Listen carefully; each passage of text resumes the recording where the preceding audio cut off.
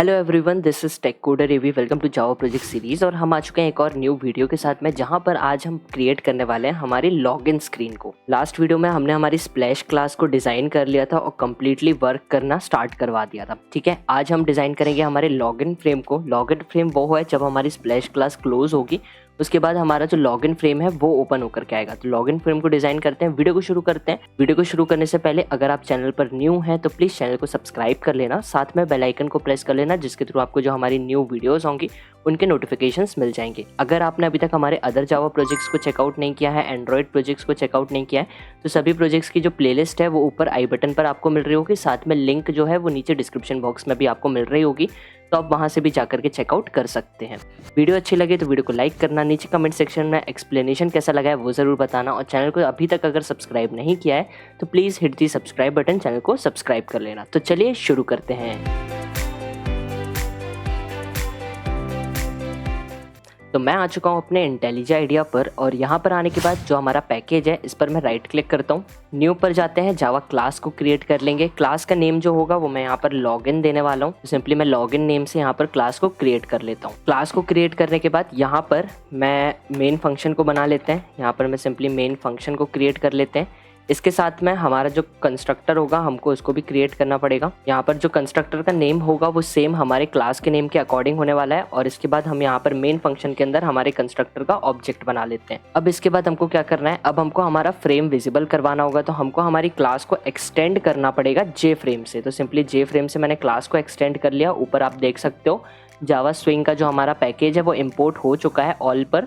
अगर आप किसी अनदर आईडीई को यूज़ कर रहे हो और वहाँ पर ये जो पैकेजेस हैं ये ऑटोमेटिकली इंपोर्ट नहीं होते हैं, तो आप वहाँ पर इन पैकेजेस को अब मैनुअली इंपोर्ट कर सकते हो। इसके बाद हमको क्या करना होगा, सिंपली अब हमको जो हमारा फ्रेम होता है उसके साइज को सेट करना पड़ेगा। तो यहाँ पर हम सेट साइज का यूज़ करेंगे। यहाँ पर सबसे पहले विड्थ पास करना पड़ेगी, तो विड्थ होगी हमारी 600, हाइट हो जाएगी हमारी 300। परफेक्ट है, ठीक है। उसके बाद हमारे पास होता है सेट लोकेशन का फंक्शन। सेट लोकेशन में हमको दो वैल्यूज को पास करना होता है, एक होता है एक्स एक्सिस से और एक होता है वाई एक्सिस से। तो यहाँ पर हमारा जो फ्रेम बाय डिफॉल्ट ओपन होता है वो होता है लेफ्ट टॉप कॉर्नर से। इस फ्रेम पर आप अगर माउस के कर्सर पर फोकस करोगे तो यहाँ पर से ओपन होता है, ठीक है। एक बार मैं आपको ओपन करके भी दिखा देता हूँ। मैं इसको क्लोज करता हूँ और अभी यहाँ पर करता हूँ सेट विजिबिलिटी। फ्रेम की जो विजिबिलिटी होती है वो बाय डिफॉल्ट हिडन होती है, इसलिए हमको बताना पड़ता है कि हमारे फ्रेम को यहाँ पर विजिबल करना है, इसलिए हम यहाँ पर यूज़ करते हैं सेट विजिबिलिटी फंक्शन का, जिसको हमको पास करना होता है एज अ ट्रू। जब हमको विजिबल करवाना होता है तब ट्रू पास करना होता है, जब विजिबल नहीं करवाना होता है तब आप ऐसे भी छोड़ सकते हो। और कहीं पर अगर फ्रेम विजिबल है और उस फ्रेम को वापस से किसी पॉइंट पर हमको विजिबल नहीं करना है, क्लोज करना है, तो हम वहाँ पर सेट विजिबिलिटी को फॉल्स कर सकते हैं, ठीक है। अभी यहाँ पर जैसे कि मैं रन करके अगर बताता हूँ, तो जैसे मैंने यहाँ पर रन किया तो आप यहाँ पर देख सकते हो हमारा जो फ्रेम है वो ऊपर से लेफ्ट कॉर्नर से टॉप से ओपन होकर के आ रहा है, ठीक है। अब ये टॉप से ओपन हो रहा है बट हमको इसको सेंटर पर ओपन करवाना है। तो सेंटर पर ओपन करवाने के लिए हमारे फ्रेम को हम यहाँ पर यूज करते हैं सेट लोकेशन का। तो सिंपली मैं यहाँ पर लेता हूँ सेट लोकेशन। सेट लोकेशन में दो वैल्यूज एक्स एक्सेस और वाई एक्सेस से पास होती है। तो एक्स एक्सेस में यहाँ से मैं 500 शिफ्ट करता हूँ, ठीक है, और वाई एक्सेस में 250 शिफ्ट करता हूँ, ठीक है। सिंपली वापस से शिफ्ट प्लस F10 को मैं यहाँ पर प्रेस कर रहा हूँ। क्लास हमारी रन होना स्टार्ट हो चुकी है। अब आप यहाँ पर देख सकते हो हमारा जो फ्रेम है वो एक्स एक्सिस से 500 शिफ्ट हो गया है और वाई एक्सिस से 250 शिफ्ट हो गया, ठीक है। 500 कहाँ से, हमारे लेफ्ट साइड से राइट साइड की तरफ शिफ्ट हो गया है, और वाई में 250 जो है वो ऊपर से नीचे की तरफ शिफ्ट हो गया है, ठीक है। अब फ्रेम बिल्कुल परफेक्टली सेंटर से ओपन हो रहा है। अब इसको क्लोज कर देते हैं। अब फ्रेम के जो एक लेआउट होता है, ठीक है, हमारा जो फ्रेम होता है उसमें एक बाय डिफॉल्ट लेआउट होता है। वो लेआउट कौन सा होता है, बॉर्डर लेआउट। बट अभी हमको क्या करना है, हमको हमारे फ्रेम के ऊपर अपने अकॉर्डिंग सभी टेक्स्ट फील्ड, लेआउट, इमेज, इन सबको अपने अकॉर्डिंग रखना है, ठीक है। तो हम क्या करते हैं, यहाँ पर लेआउट को नल कर देते हैं। सिंपली मैं यहाँ पर सेट लेआउट को नल कर देता हूँ। परफेक्ट है, ठीक है। अब इसके बाद यहाँ पर हम क्या करेंगे, यहाँ पर हम यूज़ करेंगे जे लेबल का। लास्ट वीडियो में हमने इमेज को सेट करवाने के लिए जे लेबल का यूज़, लास्ट वीडियो में हमने जे लेबल का यूज़ किया था इमेज को सेट करवाने के लिए। बट जो जे लेबल बना है, जे लेबल का जो मेन काम है वो क्या होता है, किसी भी टेक्स्ट को अपने फ्रेम पर विजिबल करवाने के लिए हम यूज़ करते हैं जे लेबल का। ठीक है। कभी भी कोई भी टेक्स्ट अगर हमको हमारे फ्रेम पर विजिबल करवाना है तो हम वहां पर यूज करते हैं जे लेबल का। तो सिंपली हम क्या करें, यहाँ पर जे लेबल का यूज करेंगे और इसको मैं लेबल नेम दे देता हूँ। ठीक है, यहाँ पर लेबल नेम प्रोवाइड करवा देता हूँ, इक्वल्स टू करके यहाँ पर करेंगे न्यू जे लेबल, इसको क्लोज कर देंगे। ठीक है, अब ये जो ब्रैकेट्स है इसके अंदर डबल कोट्स के अंदर अब मैं जो भी टेक्स्ट लिखूंगा यहाँ पर वो टेक्स्ट मेरे फ्रेम पर भी विजिबल होगा। तो मेरे को ये सिंपली यहाँ पर यूजर नेम शो करवाना है, मैं यहाँ पर सिंपली यूजर नेम दे देता हूँ। ठीक है, इसके बाद यहाँ पर label name dot set bound करूंगा। सेट बाउंड क्यों, क्या हमारे फ्रेम पर हमको किस पोजीशन पर सेट करवाना है हमारे इस लेबल को वो बताएंगे। ठीक है, तो x से कितना हो जाएगा 40, मतलब हमको राइट साइड से हमारे फ्रेम के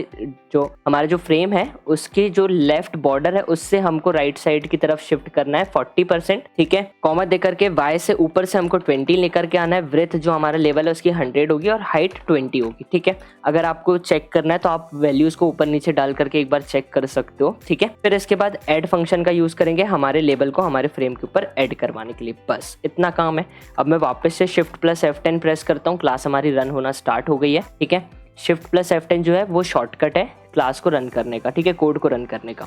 यहाँ पर आप देख सकते हैं यूजर नेम जो है वो हमारा बिल्कुल परफेक्टली फ्रेम पर विजिबल हो गया है। ठीक है, हमारे फ्रेम की जो बॉर्डर है वहां से 40 राइट की तरफ शिफ्ट हुआ है, 20 ऊपर से नीचे की तरफ आया है। ठीक है, परफेक्ट है। अब इसको क्लोज कर देते हैं। अब हमको सामने एक टेक्स्ट फील्ड भी चाहिए होगी जहां पर हमारा यूजर अपने यूजर आईडी पासवर्ड को एंटर करेगा, तो जे टेक्स्ट फील्ड का हम यूज करते हैं। ठीक है, जे टेक्स्ट फील्ड होती है किसी भी टेक्स्ट को एंटर करने के लिए जो फील्ड की हमको जरूरत पड़ती है वो होती है जे टेक्स्ट फील्ड। तो यहाँ पर मैं टेक्स्ट फील्ड ले लेता हूँ, टेक्स्ट फील्ड नेम ले लेता हूँ, एक काम करता हूँ तो यहाँ पर आईडी मिसमैच नहीं होगी। ठीक है, फिर इसके बाद इसको क्लोज करके हमको लेना पड़ेगा जे पासवर्ड फील्ड और यहाँ पर टेक्स्ट पासवर्ड दे देता हूँ या तो पासवर्ड फील्ड दे देता हूँ। ठीक है, परफेक्ट है।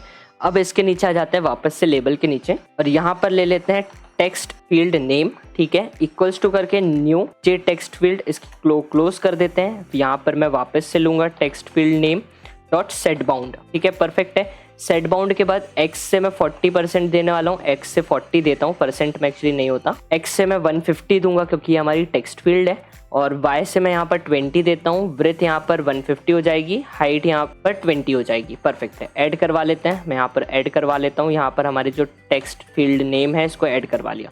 वापस से एक बार चेक कर लेते हैं पोजीशन कैसी आ रही है। आप यहाँ पर देख सकते हो हमारी जो पोजीशन है वो बिल्कुल परफेक्टली विजिबल हो रही है। ठीक है, टेक्स्ट फील्ड आ रही है, मैं यहाँ पर टेक्स्ट एंटर भी कर पा रहा हूँ परफेक्टली। ठीक है, इसको क्लोज कर देते हैं।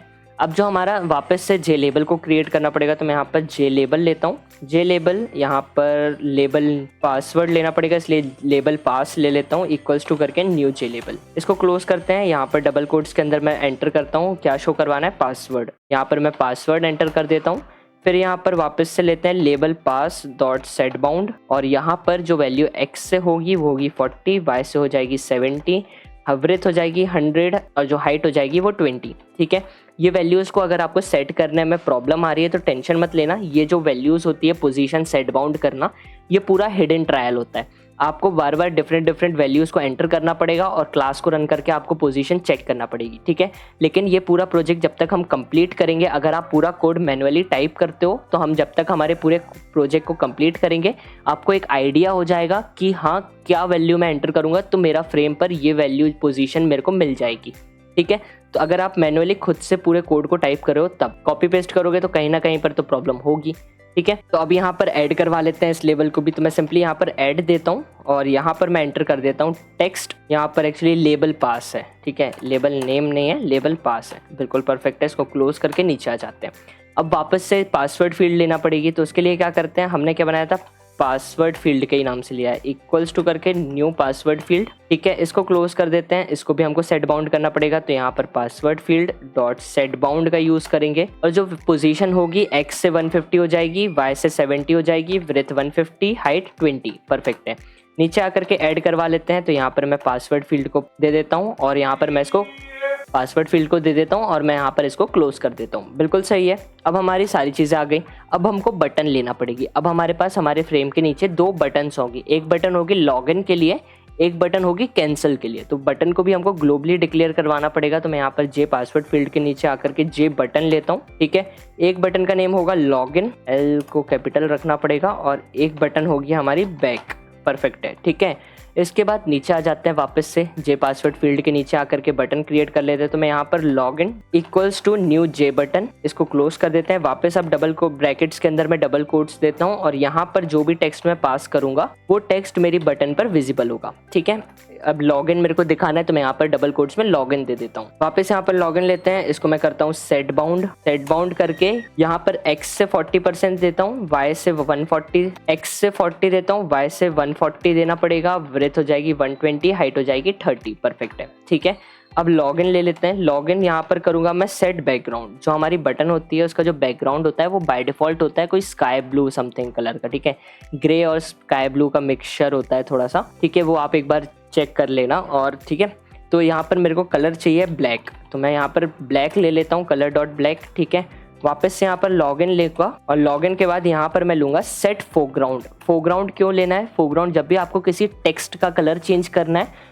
तो आप उसमें सेट फोरग्राउंड का यूज कर सकते हो। ठीक है, अब मेरे को टेक्स्ट का कलर चेंज करना है, मतलब मेरा जो बाय डिफॉल्ट टेक्स्ट का कलर होता है वो होता है ब्लैक। अब मैंने बटन का बैकग्राउंड कलर भी ब्लैक कर दिया और बाय डिफॉल्ट मेरा जो टेक्स्ट का कलर होगा वो भी ब्लैक होगा, तो बटन पे कोई टेक्स्ट विजिबल होगा ही नहीं। तो अब टेक्स्ट का कलर मैं कर देता हूँ यहाँ पर व्हाइट, तो यहाँ पर ले लूंगा सिंपली कलर डॉट व्हाइट। यहाँ पर मैंने ले लिया कलर डॉट व्हाइट। परफेक्ट है। ठीक है, इसके बाद वापस नीचे आ जाते हैं। यहाँ पर अब मैं ले लूंगा क्या, सिंपली ऐड करवा लेते हैं। तो यहाँ पर मैं ऐड लेकर के इसके अंदर लॉगिन पास कर दूंगा। इसको क्लोज कर देते हैं, शिफ्ट प्लस F10 को प्रेस करते हैं और देखते हैं कि हमारी बटन बिल्कुल परफेक्ट पोजीशन पर है या फिर नहीं है। आप यहाँ पर देख सकते हो हमारी जो बटन है वो बिल्कुल परफेक्ट पोजीशन पर आ रही है। अभी आप देखो मैंने बटन को प्रेस करके रखा हुआ है, ये जो कलर आ रहा है ना प्रेस करने के बाद, यही कलर की हमारी बटन होती है। ठीक है, डिफॉल्ट कलर में। ठीक है, इसको क्लोज कर देते हैं। मैंने इसको क्लोज किया, वापस यहाँ से मैं कोड को कॉपी करता हूँ, नीचे ला करके पेस्ट कर लेता हूँ। ठीक है, आप कॉपी पेस्ट नहीं करना, वीडियो ज़्यादा लेंदी ना हो जाए, इसलिए मैं यहाँ पर इसको कॉपी पेस्ट कर रहा हूँ। ठीक है, अब मेरी बटन का नाम क्या है, नेक्स्ट बटन जो है बैक बटन। ठीक है, अब मैं यहाँ पर लॉगिन की जगह पर इसको कट करके बैक कर देता हूँ। यहाँ पर बैक ले लिया। अब सभी जगह पर मैं सबसे पहले यहाँ से बैक को कॉपी करता हूँ और यहाँ पर भी पेस्ट, यहाँ भी और यहाँ पर भी और यहाँ पर भी, सभी जगह पर चेंज कर दिया। पोजीशन सेट बाउंड में यहाँ पर चेंज हो जाएगी, 40 है, x से 180 हो जाएगी, y से 140 सेम रहेगी, हाइट एंड ब्रेथ वगैरह सब कुछ सेम रहेगा, कोई इशू नहीं है। शिफ्ट प्लस F10 को प्रेस करते हैं, क्लास वापस से रन होना स्टार्ट हो चुकी है और आप देख सकते हो हमारे जो दोनों बटन्स हैं वो बिल्कुल परफेक्टली हमारे फ्रेम पर विजिबल हो रही हैं। ठीक है, फ्रेम को क्लोज करते हैं। फटाफट हमारे जो आइकन्स हैं और जो बैकग्राउंड है हम उसको ले लेते हैं। तो सबसे पहले हम क्या करते हैं, हमारे लेबल को ले लेते हैं। लेबल मतलब हमारा जो आइकन है उसको ले लेते हैं। तो उसके लिए हम सिंपली यहाँ पर इमेज आइकन का यूज करेंगे। ये चीज मैंने लास्ट वीडियो में जो हमारी स्प्लैश स्क्रीन वाली थी वहां पर मैंने एक्सप्लेन कर दी थी कि कैसे इमेज को लेकर के आना है आपको फ्रेम पर। ठीक है, यहाँ पर इमेज आइकन, इसके बाद यहाँ पर लेना पड़ेगा class loader dot gate system resource और इसके अंदर मेरे को यहाँ पर पास करना पड़ेगा मेरे आइकन फोल्डर। तो यहाँ पर मैं सिंपली आइकन्स स्लैश और यहाँ पर इमेज का नाम, इमेज जो मैंने आपको प्रीवियस वीडियो में जो इमेजेस प्रोवाइड करवाई हैं, लिंक डिस्क्रिप्शन बॉक्स में इस वीडियो के भी मिल जाएगा आपको। तो आप सिंपली वो वहाँ से लिंक को एक्सेस कर सकते हो। जितने आइकन्स हैं उनको डाउनलोड करके आप एक फोल्डर, जो मैंने जैसा बताया था वैसे ही फोल्डर बना करके आपको वहाँ पर पेस्ट कर देना है। ठीक है, उसके बाद यहाँ पर हम आइकन नहीं, आइकन्स के नाम से नहीं बनाया था, आइकन के नाम से बनाया था। ठीक है, यहाँ पर आइकन ले लेते हैं। इमेज का नेम जो है वो सेकंड है, सेकंड डॉट PNG। परफेक्ट है। ठीक है, इसको क्लोज कर देते हैं। हमारी इमेज जो है वो आकर के हमारे इमेज आइकन I1 के अंदर स्टोर हो जाएगी। अब इमेज को स्केल करना पड़ेगा, तो हम सिंपली यहाँ पर इमेज ले लेते हैं। उसके बाद यहाँ पर करेंगे I2 इक्वल्स टू यहाँ पर I1 dot gate image icon. ठीक है, इसके बाद यहाँ पर वापस से मैं करता हूँ गेट सिस्टम रिसोर्स, यहाँ पर करेंगे डॉट गेट स्केलर इंस्टेंट और इसके अंदर मेरे को इमेज की विड्थ कितनी चाहिए 200, हाइट कितनी चाहिए 200 और जो इमेज होगी उसको मेरे को करना है इमेज डॉट स्केलर इंस्टेंट। ठीक है, इसको कर दिया, क्लोज कर देते हैं। अब यहाँ पर वापस से हम इमेज को इमेज आइकन के अंदर लेकर के जाएंगे, I3 equals to new image icon और इसके अंदर I2 को पास कर देंगे। परफेक्ट है, क्लोज करते हैं। जे लेबल का यूज़ करेंगे इमेज को फ्रेम के ऊपर लेके आने के लिए, यहाँ पर IMG का यूज़ करूंगा equals to new image icon और यहाँ पर पास कर दूंगा I3 को। क्लोज करके नीचे आ जाएंगे, यहाँ पर IMG डॉट सेट बाउंड का यूज़ करेंगे और इसके अंदर मैं पास कर दूंगा x से 0, नहीं एक्चुअली x से 0 नहीं होगा, 350 आएगा, 20 y से आ जाएगा, ब्रेथ यहाँ पर 200 और हाइट भी यहाँ पर 200। ब्रेथ और हाइट जैसा कि आपने स्केल करते टाइम गेट स्केलर इंस्टेंट के यहाँ पर जितनी ली है वही सेम आपको सेट बाउंड के अंदर भी पास करना है, हाइट एंड ब्रेथ। ठीक है, उसके बाद ऐड करवा लेते हैं, तो ऐड IMG को अंदर पास कर देते हैं। इसको क्लोज करता हूँ, Shift+F10 को प्रेस करते हैं, हमारी क्लास जो है वो रन होना स्टार्ट हो चुकी। यहाँ पर हमारी क्लास रन हो रही थी बट हमको एक्सेप्शन मिला। क्या मिला? यहाँ पर हमारा जो एक्सेप्शन है वो नल पॉइंट का आ रहा था। क्यों? क्योंकि हमने यहाँ पर सेकंड की स्पेलिंग गलत कर दी थी। मैंने यहाँ पर SECOUND कर दिया था, यहाँ पर SECOND है। ठीक है, इमेज जो मैंने डाउनलोड करी थी उसमें जो स्पेलिंग है वो SECOND है। ठीक है,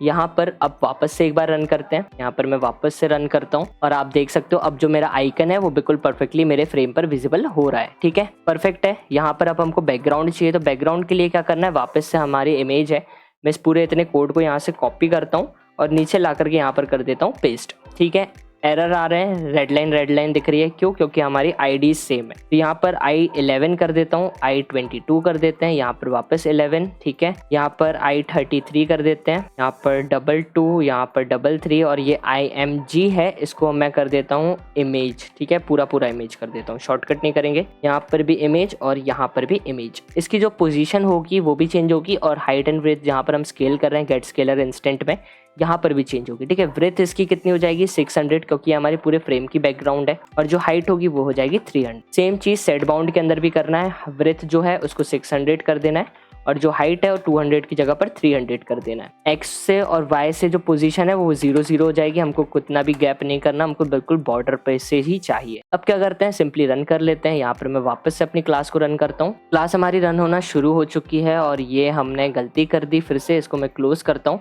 हमने इमेज तो चेंज करी ही नहीं, हमने यहाँ पर भी हमारी जो आइकन है उसको ले लिया।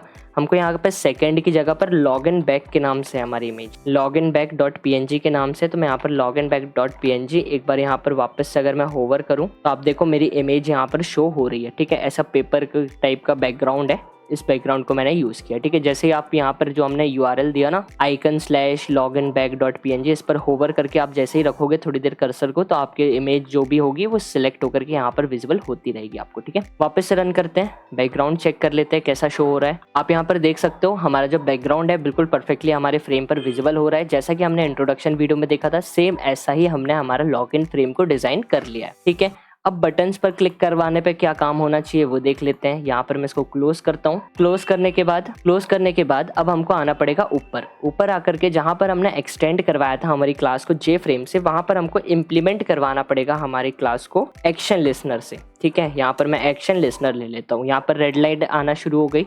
क्यों? क्योंकि हमको हमारा जो एक्शन लिसनर है इसको ओवरराइड करवाना पड़ता है हमारे कंस्ट्रक्टर के बाहर और मेन फंक्शन के ऊपर। ओवरराइड किससे करवाओगे? एक्शन परफॉर्म से। ठीक है, बिल्कुल सही है। जैसे एक्शन परफॉर्म लिखोगे, अगर आप इंटेलिजेंट आइडिया में हो तो इतना जो कोड है ये ऑटोमेटिकली आपके सामने आ जाएगा। जैसे आप एक्शन परफॉर्म टाइप करोगे सजेशन पे आ जाएगा, एंटर करो, कोड ऑटो फिल हो जाएगा। ठीक है, अब इसके बाद हमारी किस बटन पर क्लिक हुआ है वो भी पता करना पड़ेगा। तो हमको हर एक बटन पर हमारी क्या करना है, लॉगिन जैसे हमारी जो नेम है वो, फिर इस पे हमको करना है add action listener. Add action listener किया, इसके अंदर पास कर दो दिस को।